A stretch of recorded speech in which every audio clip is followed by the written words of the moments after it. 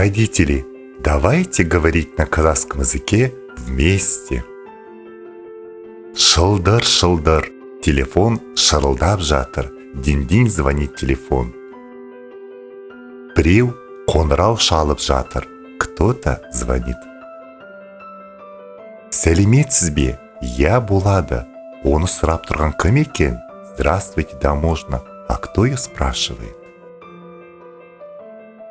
Сәл күте тұрыңыз, мен қазір шақырамын. Подождите, пожалуйста, сейчас позову. Канекей, әжіне телефон соғайық. Давай позвоним бабушке.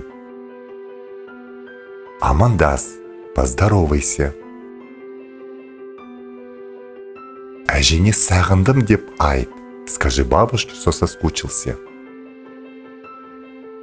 Мінекей, енді сау бол де, телефон тұтқасын қой.